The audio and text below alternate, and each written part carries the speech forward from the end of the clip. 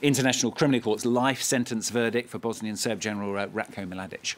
That's right, and the reactions have been overwhelmingly cynical, Stuart. Sure, the papers say this is a rare win for international justice. That's how Slate put it. But many can't shake the feeling that it's really a bygone conclusion from a court that's notoriously slow and ridden by politics. As this Slate writer Joshua Keating notes, in the 15 years that the court has been operating, it has only convicted 4 people.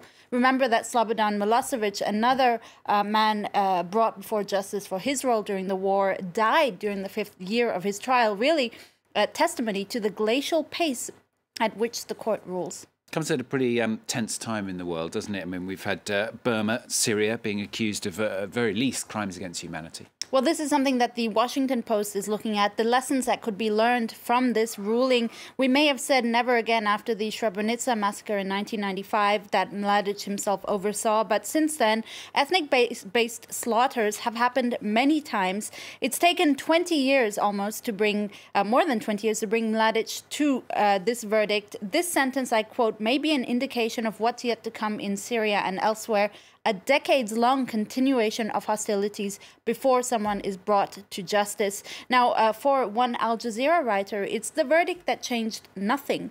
That this writer says it doesn't change the fact that before the war, in one city he mentions is Visegrad, there were tens of thousands of Bosnian Muslims living there.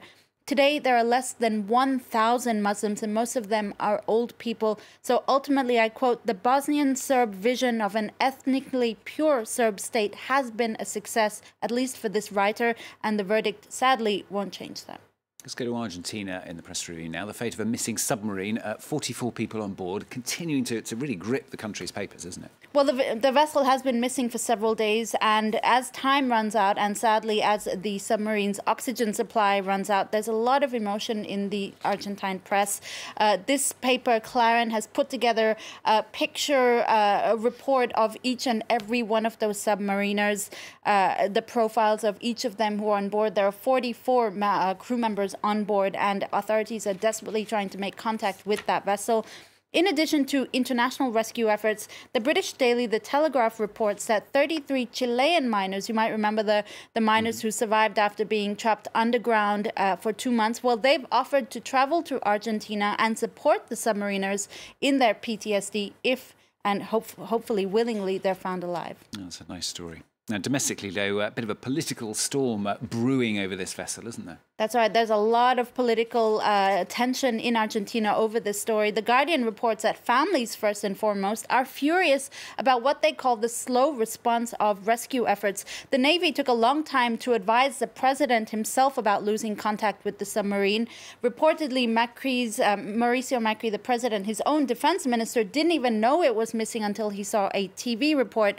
Furthermore, the state of disrepair of Argentina's naval fleet has long been a huge issue in the country and once again has come to light. The Guardian reports that a relative of one of the submariners was seen berating the Argentine president in a viral video, saying it was practically a, quote, suicide mission to send them in this vessel. Going to move slightly further north. Millions of Americans, of course, celebrating Thanksgiving today. It's pretty hard to give thanks, though, for some, though, for what's been a pretty tumultuous year. It has. It's been a difficult year between Donald Trump's relentless attacks on minorities and the environment, as well as massacres in the U.S. and, of course, most recently, the sexual harassment scandal. Well, the cover of The New Yorker says it all, I guess. Here is a Macy's parade float. That, I think, is Betty Boop, who's being harassed, presumably by a man that seems to resemble at least Harvey Weinstein, who's exposing himself to her in the window.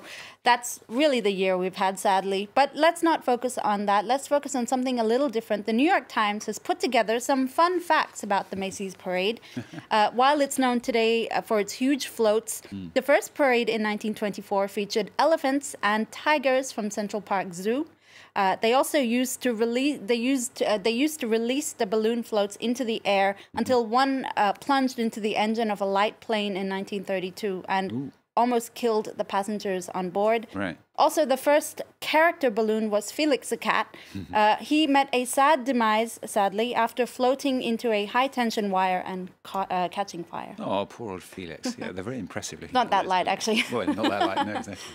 And finally, we're going to end on a new word that is apparently going to take over 2018. You've heard of manspreading. Now it's womanspreading. That's right. I prefer lady spreading, but whatever. It's semantics, right?